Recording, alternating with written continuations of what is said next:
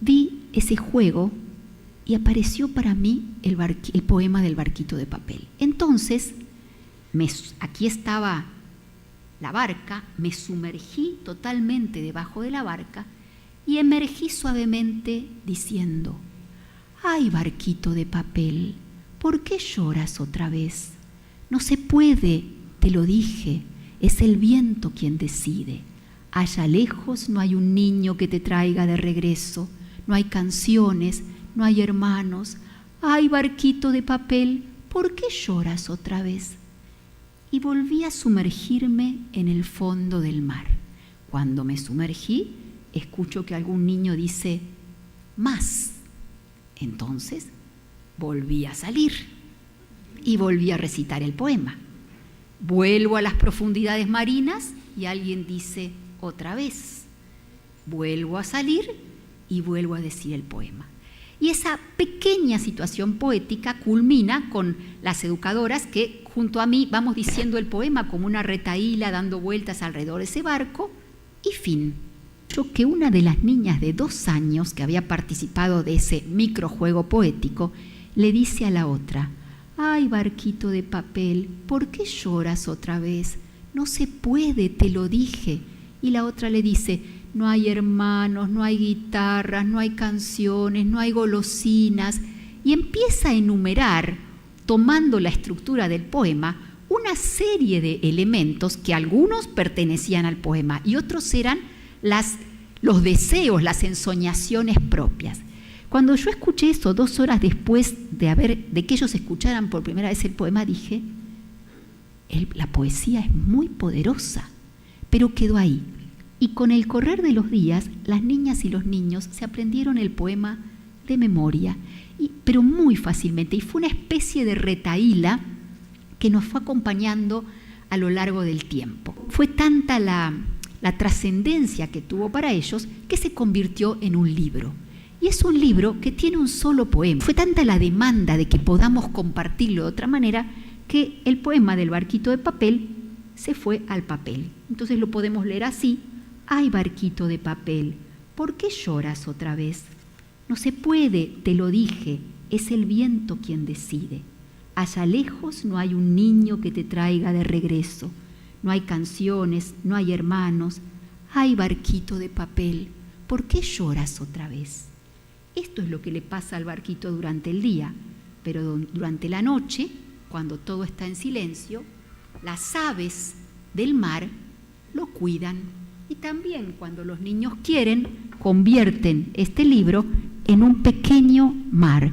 Y adentro de este mar pueden estar tus peces, tus barquitos, tus juguetes, o también te puedes esconder tú mismo y quedar convertido en un anfibio que vive dentro y fuera del mar. Porque hay una necesidad gigantesca de encontrarnos con la voz, con la palabra. Nosotros cuando hablamos en primera infancia hablamos de envoltura sonora, de baño sonoro, como algo imprescindible para la tranquilidad psíquica de los niños y las niñas pequeñas. Pero también esa envoltura sonora, ese baño sonoro es necesario para los adultos, que ya estamos en una vida tan práctica, tan fáctica, que nos olvidamos de esas cosas que ya pasaron al plano de lo inútil. Yo creo que generar la mayor conciencia posible. Aquí hay una pediatra neonatóloga entre nosotros, ¿no? Y podría decir Lorca, no alcanza con que le des las vacunas correspondientes, no alcanza con que midas el peso que tiene. A ese bebé hay que alimentarlo psíquicamente y ese alimento está en tu voz, en el ritmo, en las nanas, en el cuerpo a cuerpo con el bebé. Creo que lo tenemos que hacer desde la pediatría, lo tenemos que hacer desde las salas de lectura, los tenemos que hacer en los centros infantiles, en los jardines de niños, ¿no? Todo el sistema educativo tendría que pensar en esto como una prioridad. Muchas veces creemos que el poema no es para niños pequeños porque el poema es demasiado abstracto, porque las metáforas son incomprensibles, y es exactamente al revés.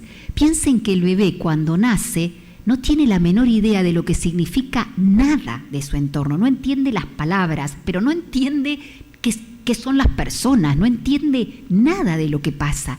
Y en muy poquito tiempo, si los adultos están en esa tarea amorosa y simbólica de crianza, empiezan a comprender el mundo, interactúan con el mundo.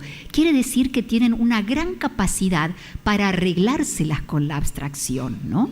Empiezan a construir sentidos sobre las cosas. Entonces, yo sugeriría no tener miedo del poema por su abstracción, no buscar poemas que solo reproduzcan la vida real, buscar poemas que a ustedes les suenen interesantes, retadores, sensibles, algunos humorísticos, otros no tan humorísticos. Por ejemplo, algo que pasa con Barquito de Papel, para mí como autora, no es un poema triste, para nada. Pero muchísima gente lo interpreta como un poema triste. Y para la edición, con algunos editores había mucha resistencia porque me decían, no, es un poema sobre la muerte. Yo decía, ¿sobre la muerte? Y sí, porque se va y no puede regresar, es una metáfora de la muerte. Yo nunca había pensado en una metáfora de la muerte. Pero esto también está en la poesía.